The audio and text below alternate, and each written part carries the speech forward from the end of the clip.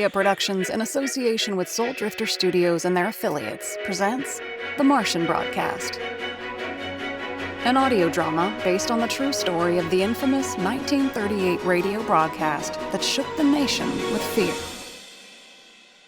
Previously on The Martian Broadcast, my boss is none other than Orson Welles. Every week I fight for a better show than the last. If his ego takes up any more space, they're gonna start charging him rent. What is CBS interested in this time? With Halloween around the corner, maybe goblins and ghouls. I have it, John. A Halloween show. It's about aliens. So you pitch a half-baked idea and expect us to follow through? What's that book called? War of the Worlds. This is episode 2, Lunches and Dinners. That's the ticket. We'll just make it now. Monsieur Fogg, we're losing altitude. Hang on, Passepartout. Well done, sir. Monsieur Fogg, we're losing altitude. Hang on, Passepartout.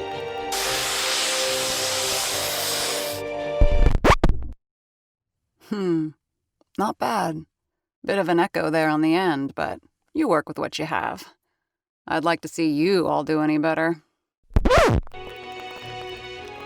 That's the ticket. We'll just make it now. Monsieur Fogg, we're losing altitude. Hang on, Columbia Broadcasting Building, Sound Office 5. Aura, what are you doing there? It's Tuesday, so I'm working. What are you doing calling here? Looking for Orson. Have you seen him? Not yet. Is he supposed to be here? No, Is everything all right? just a long night. Knocked one too many back, I suppose. Well, if I see him, I'll tell him you're on the hunt. Thanks. Operator, Mercury Theatre, please. Thank you. Hi, this is John Houseman. I'm looking for Orson Welles. Is George there? Put him on. George, is he there? Lunch at the Shadow Cafe. I can be there in about 20. Does that work? Perfect. Make sure Welles doesn't leave.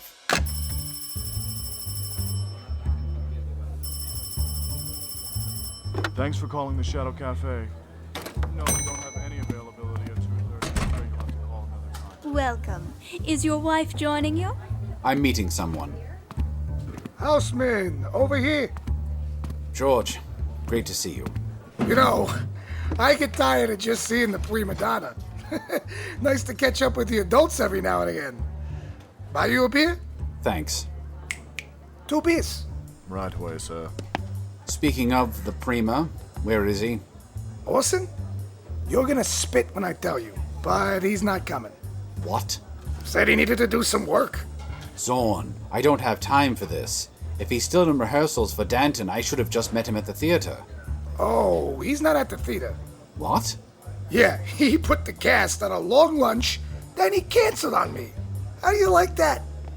Jesus. Your beers, gentlemen. Didn't you tell him I needed to speak to him? Of course. He said he'd see you later anyhow. That's not the point. Hey, relax, Johnny. I've got good news. It better be that you were just yanking my chain and Orson is in the back flirting with some strawberry blonde tart. Better. We sold out for Danton's death. Who told you to sell early? Who do you think? We sell on Friday for a Tuesday show. Lets the buzz build up over the weekend, yes? Normally, yeah. Then tell me why you decided to just ignore what works in favor of something stupid. I just told you it's sold out. How is that a bad thing? Because Danton's death isn't ready. Says who? Says me. What about Welles? What about him? He would tell you he was standing on Everest when he's sinking in quicksand. Speaking of... Can I get another one? Of course. Everest, adventure, powerful stuff, right? Says who? Says me and my nephew. What does your nephew have to do with Everest? Not Everest, adventure. He wrote a fantastic play that I think you and Orson should give a read.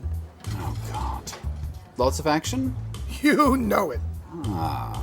Pretty girls and flashy costumes to attract both men and women to the theater.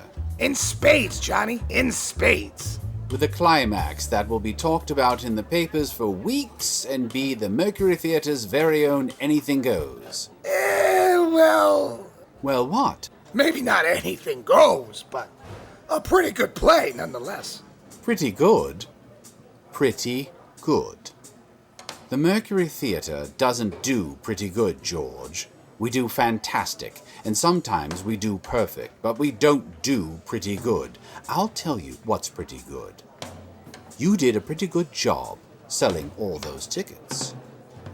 But, and really hear me when I say this, you are not to ever sell without my say-so again. Excuse me, John, but it is my right as house manager. Right. Who told you that you had any rights, you entitled ass? Where do you get off, going behind my back, lying to me? The only reason you still have a play to sell tickets for is because I haven't canceled it. Yet. You wouldn't. I wouldn't. Like hell I wouldn't. Even if Orson begged. If it wasn't good by my standards, I'd rip it down and make you dance on stage for the patrons you fooled by selling tickets early. John, but... And you may find yourself asking why I'm so worked up. And let me tell you why. You just wasted time, which is a valuable thing. You wasted the time of the operator when I called you to try and reach Orson, and you tricked me into this half-assed pitch meeting.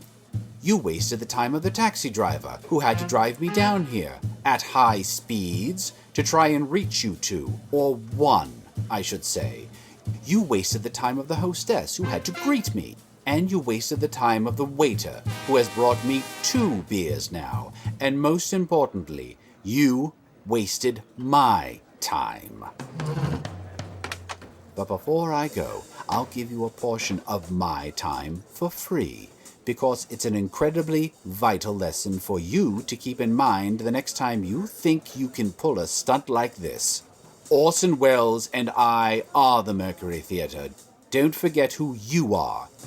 Without you, there is no ticket. Without us, there is no show. Which one of us is more expendable?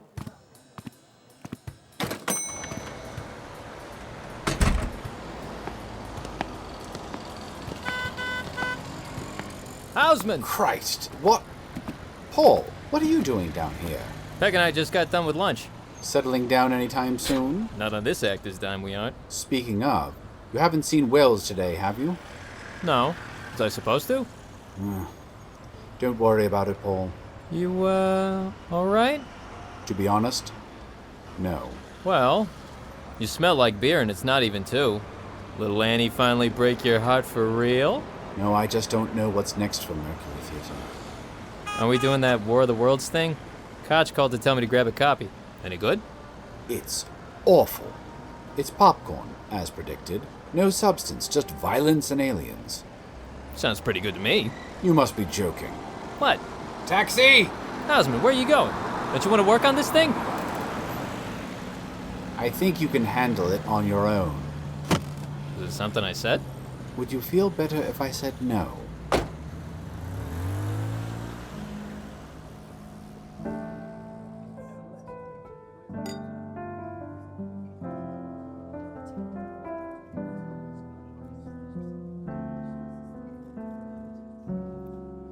Another, please.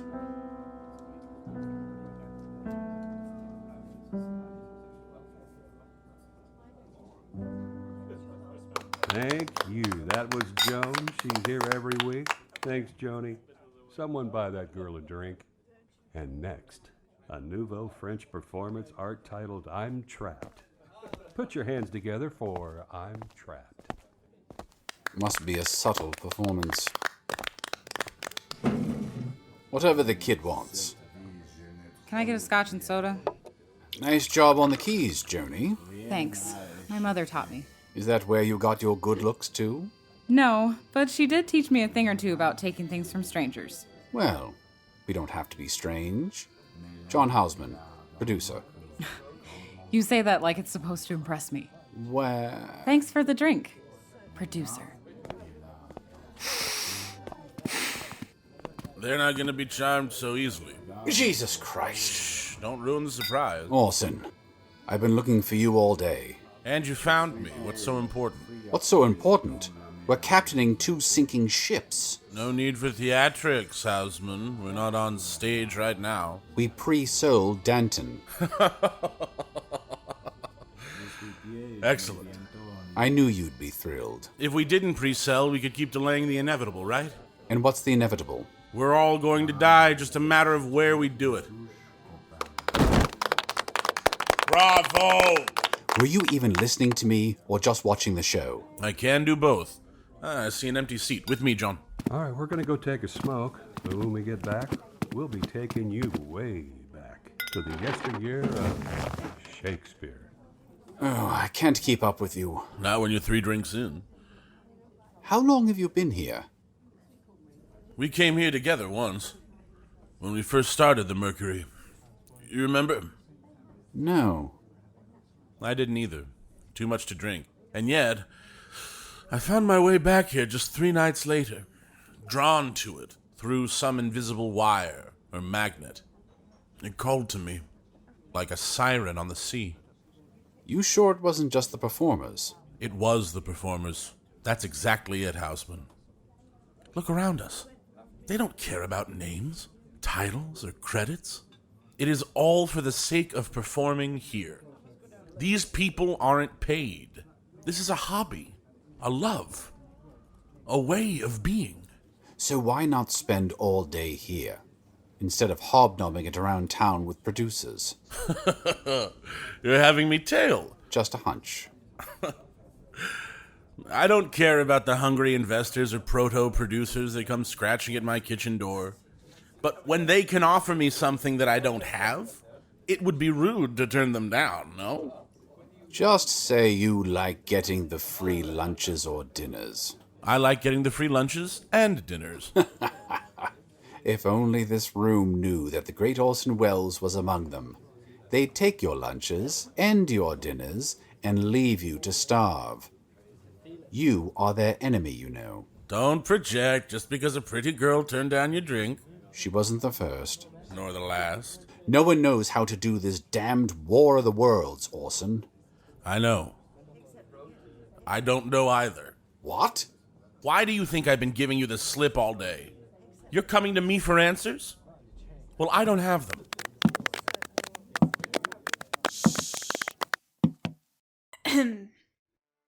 If there were reason for these miseries, then into limits could I bind my woes.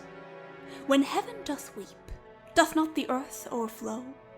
If the winds rage, doth not the sea wax mad, threatening the welkin with his big swollen face? And wilt thou have a reason for this coil? I am the sea! Hark how her sighs do blow. She is the weeping welkin, I the earth. Then must my sea be moved with her sighs. Then must my earth with her continual tears become a deluge, overflowed and drowned. For why my bowels cannot hide her woes, but like a drunkard must I vomit them. For losers will have leave to ease their stomachs with their bitter tongues.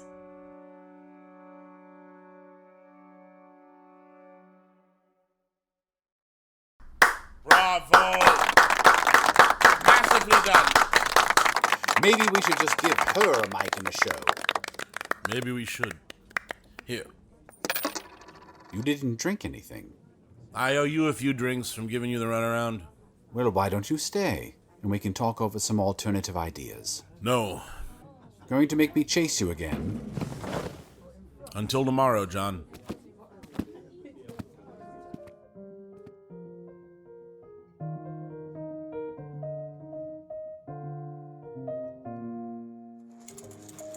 They say in the grave there is peace, and peace and the grave are one and the same. John, kind of you to join us. I didn't think you would after a long day of work. Just checking in on the rehearsal. No one has broken their femur, so I think we can all agree that it's going well. And the show? We're actually on track for a fantastic opening. Really? Yes, provided we open next month, like I asked. Orson? You said we pre-sold, didn't you? We can delay it until it's perfect then. We can't afford to postpone that long. Please don't whine. It doesn't do my headache any good. Damn your inflated head. I'm doing as much as I can to keep the press at bay. We don't have a choice on this. We have the previews to get it right, then we open. This is how it must be. You're not listening to me, John. It's awful. From what I've seen, it's a fine piece. Pretty good, in fact. Ah, and fine, along with pretty good, is the best we can do here at the Mercury Theatre, is it? How much sleep did you get last night? Don't mother me, John. 5 hours? 4? Oh, God. Wells. I've had enough. I'm here. I'm working. 4 hours. Maybe 3. And how about tonight? Less, I wager. Yes, Mother. No, Mother. Mother, I don't want to go to school today, please. Answer me, Orson. I'm busy. In case you haven't noticed, we're trying to figure out how to get Too Much Johnson's into rep, and Danton's Death is growing wildly out of budget with a cast that is hopeless without me. I'm trying to pick the upcoming shows for broadcast, make it into the booth for the shadow, and deal with endless calls from California, so you'll have to excuse me if something as trivial as sleep isn't at the top of my list. California. What? California.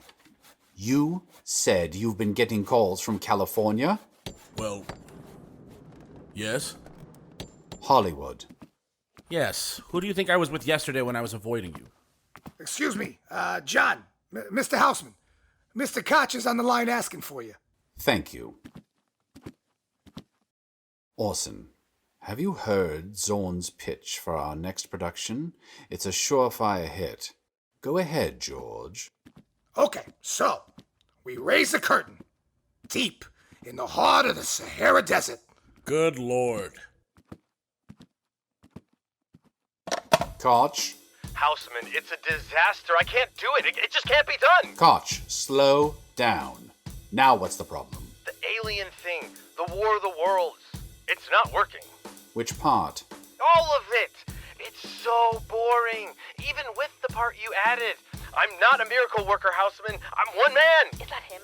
Did you tell him the book's no good? The book's no good, Mr. Houseman. I think Anne wants to talk to you. That's all right. Don't... Hello, Mr. Houseman. You've got to listen to Howard. We've tried and tried, but it's just not a story for the radio. Please, Annie, take a moment. Now, how many pages have you and Howard gotten through? That's what we're trying to tell you, John. None. Put Koch on the line. One sec. Hello? No pages. You've had the treatment for the last 11 hours. And you have no pages? We got some starts, but nothing good enough. Starts? I think you might need to remember who gave you a start. Who gave you a chance when you decided to throw away a law career and pursue the arts? You. That's right. When you came to us, you were helpless, literate, and in desperate need of work. In other words, perfect for what we need. But if you can't put together a first draft based on a full treatment, then I'm not sure what to call you. A failed writer? Or a quitting lawyer? Well, if you think it's so easy, then you do it. We need your help, Houseman. Come on, please. Fine. I'll be there soon. Thank you so much. You want to thank me? Order in from a deli and have it ready. Is Wells coming? Should I order double? No, but order it anyway. It's going to be a long night. Was that Hollywood? New York. John, I meant to tell you. If you meant to, you would have. I always forget that I work for the great Orson Welles. And I forget that I work for the great John Houseman. Come on, Johnny, old boy. We can't save these ships without a second captain. And here I am wondering where the first is. Not going anywhere. Did I hear you placing an order for a bite? Yes. Wouldn't you know it? Someone's buying me lunch and dinner.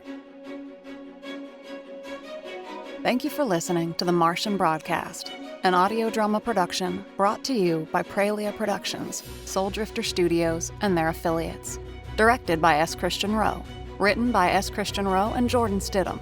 Starring Ari Stidham as Orson Welles, Keaton Talmadge as Orrin Nichols, Jim Brannigan as John Houseman, Oscar Jordan as Davidson Taylor, Courtney Reece as Anne Froelick, Christopher Hodge as Howard Koch, and Rama Vallury as Paul Stewart. Produced by Casey Hammonds, Daniel Patton, S. Christian Rowe, and Jordan Stidham. Music composition by J.D. O'Day. Sound editing by Jason Crow. Hey all, this is Christian Rowe. And this is Jordan Stidham. We're the creators of the Martian broadcast. Saying thank you so much for listening to our show. That was episode number 2, and we were so happy that it's finally out there in the audio space. Most importantly, though, we want to take a moment to thank the people that made this all possible. People like Mallory Nebbins, Teresa Husel, Fernando Regoza Jr., Renee Schwartz, Anthony Davis, and John McGuire. If you didn't hear your name, don't worry. Stay tuned. It's a-coming. Thank you so much for listening again. If you like this podcast, please subscribe wherever you are getting the podcast from so you can stay up to date on when new episodes drop. You can also find us on our Instagram or Twitter pages at Martian Broadcast. That is the @ symbol, Martian as in Martian, and broadcast spelled BRDCST. Please make sure to rate, share, and subscribe, and thank you so much for listening.